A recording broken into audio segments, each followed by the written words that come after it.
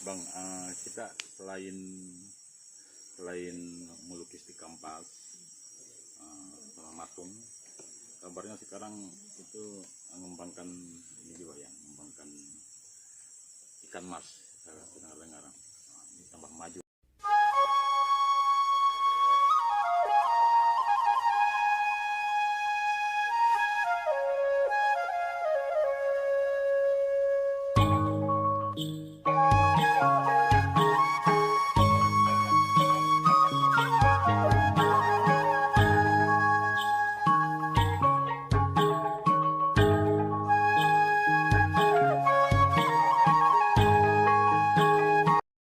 Jangan lupa like, subscribe, komen, dan share. Ini akun YouTube saya, Pangalangok Jila, Daya Ganteng.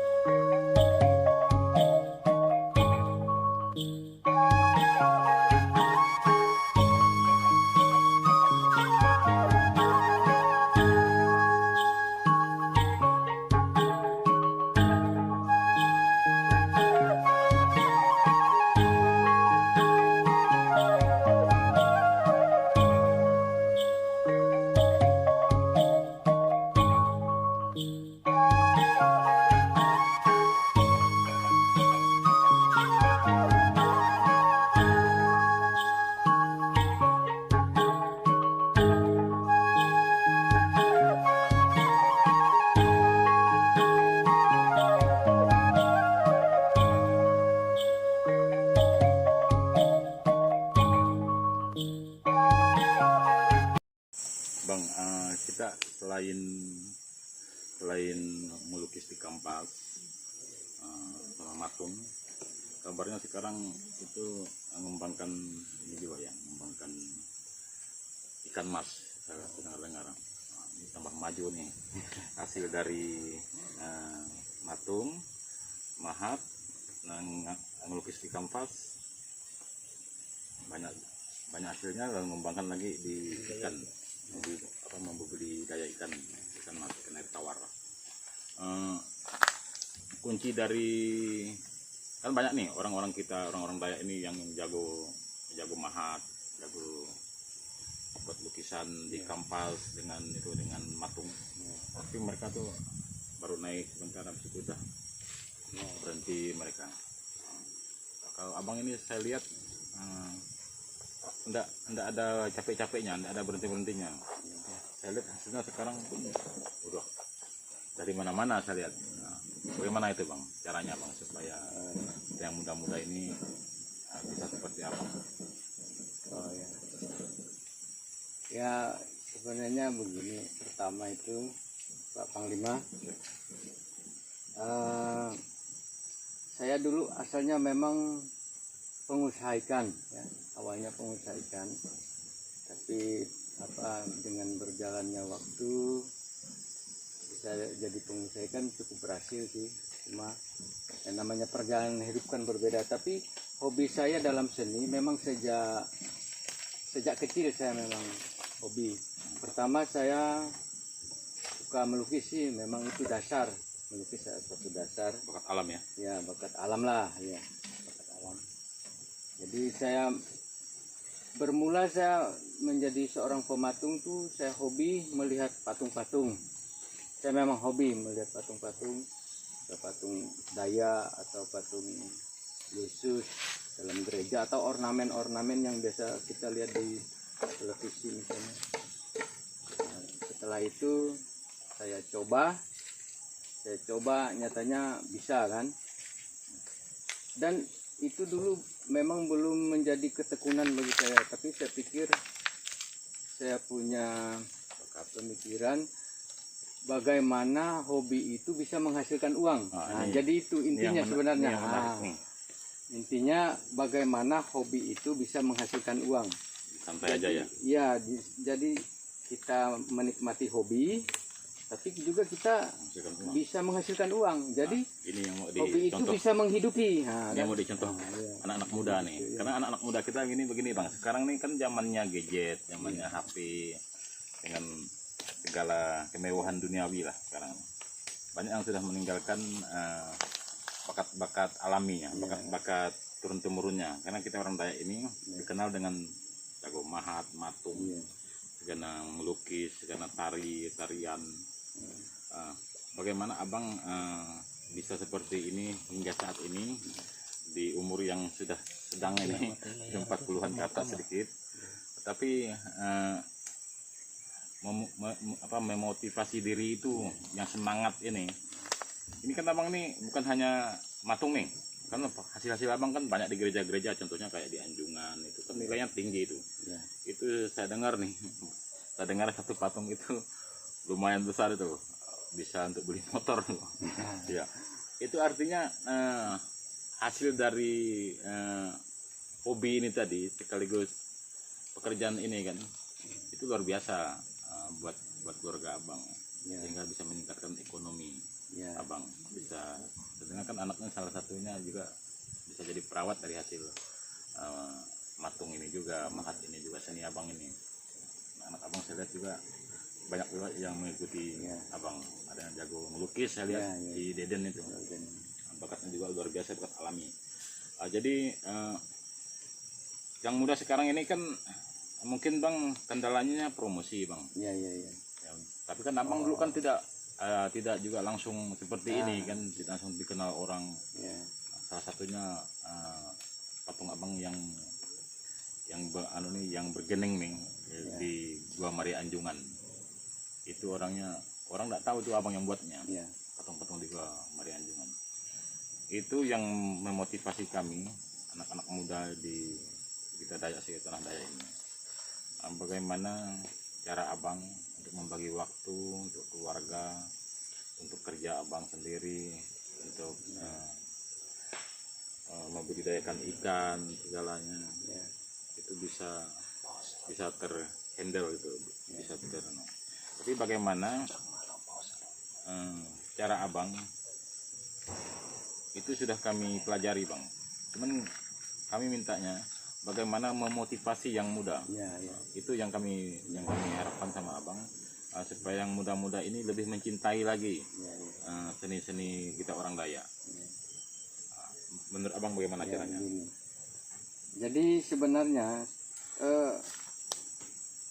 bagusnya suatu karya itu, kelemahan bagi saya lihat ya bukan kelemahan, agak sedikit kekurangan lah dari seniman-seniman kita, mungkin yang harus dipelajari atau mungkin pengalaman saya bisa dipakai ini. Tekniknya itu sebenarnya fokus.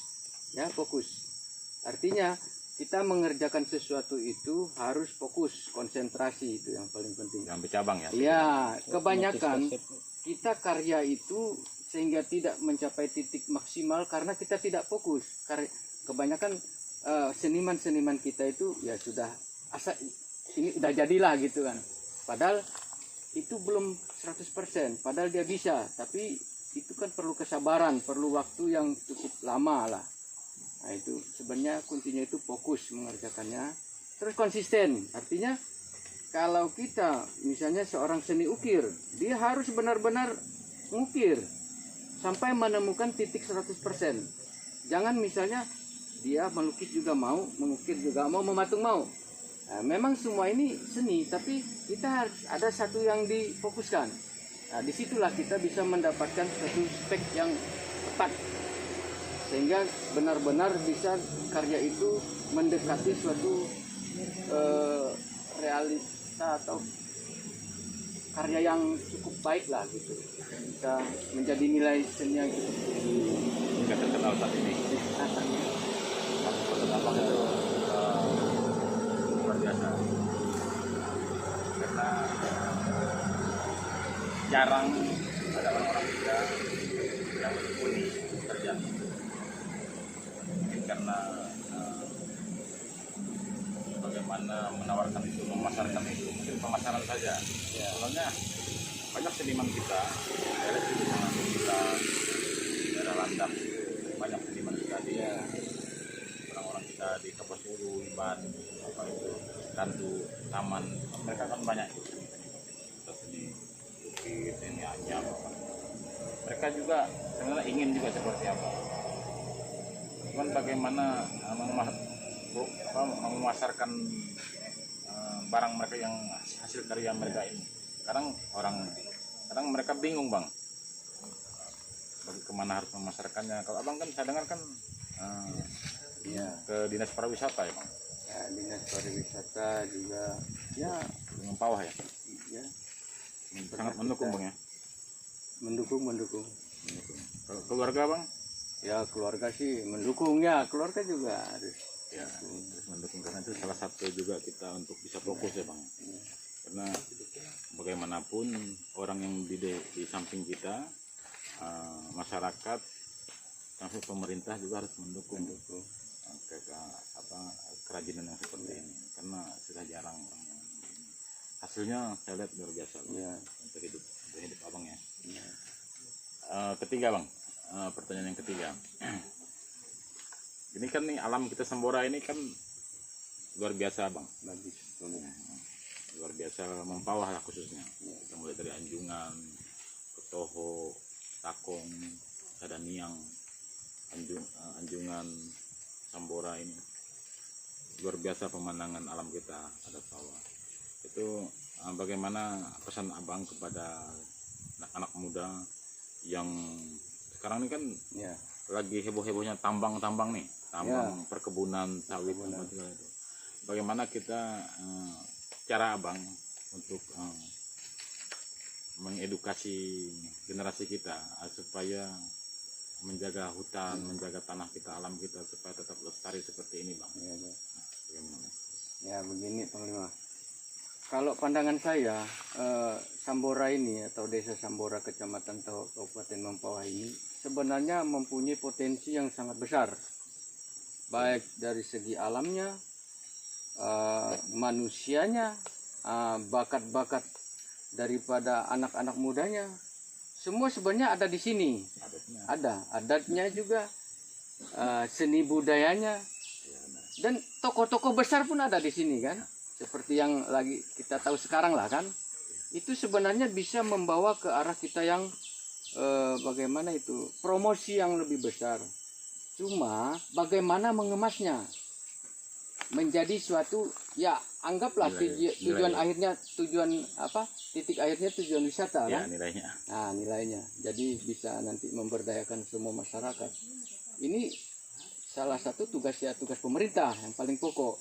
Bagaimana ia mengelola, memanajemen potensi-potensi yang ada di Sambora ini sehingga menjadi suatu nilai ekonomi ke depan. Tinggal menggali saja kan sudah banyak. Ya seperti yang dikatakan, ya seniman kan juga ada di sini, tokoh-tokoh juga ada, dan masyarakatnya pun mudah diedukasi di sini. Dan masalah sekarang maraknya suatu perkebunan, misalnya pertambangan, ya pertambangan sih mungkin di daerah kita tidak ada lah, tapi perkebunan sawit. Kalau pandangan saya pribadi, perkebunan sawit sebenarnya bagus. Itu bisa meningkatkan daya beli masyarakat atau ekonomi. Tetapi bagi saya, pandangan saya sebagai seorang seniman, ini saya sebagai seniman memandang bahwa perkebunan sawit ini kan dia untuk tumbuh-tumbuhan alam itu agak susah hidup ya. Ya. Jadi boleh berkebun tapi jangan berkebun daerah-daerah yang perusahaan-perusahaan. Iya. Jadi berkebun mengelola tanahnya sendiri. Tanah sendiri. Bukan berkebun diserahkan kepada orang lain. Ya, keuntungan. Ya. Jadi alam-alam ini, bukit-bukit ini itu jangan sampai punah, Bang. Iya. Jadi dipertahankan. Tanaman alaminya harus dipertahankan juga. Jadi, yang boleh berkebun silakan. Tapi di tanah yang datar, jangan di bukit-bukit karena erosi, longsor, segala apa, air rusak. Sekarang kita kan bisa pelihara ikan kan gara-gara air bagus, tidak ada kimia. Kita di Sambora dikenal dengan penghasil ikan, penghasil ayam, penghasil karet, penghasil Padi. beras, penghasil apa lagi? Banyak sih, sayur-sayuran kan, Iya. kan dijual keluar Sambora semua nih Pak. Iya. Dan dari kampung kita ini memang luar biasa, Luar biasa. diberkati oleh Jubata. Iya. Oke Bang, mungkin di lain waktu kita akan sambung ini, karena kita Abang juga saya lihat sibuk dengan itu untuk pembangunan tempat pemancingan. Oh ya, Abang kita ini akan membuka tempat pemancingan ikan di dekat air terjun Sambora. Ini air terjunnya ada di sini. Jadi alam Sambora ini itu didukung dengan perikanan, dengan perkebunan, perkebunannya perkebunan karet ya di sini, pertanian, beras, kebun, sayur-sayuran, habis itu apa lagi? Ternak, sama budayanya, adatnya, senimannya, ada di tokohnya, ada di Sambora.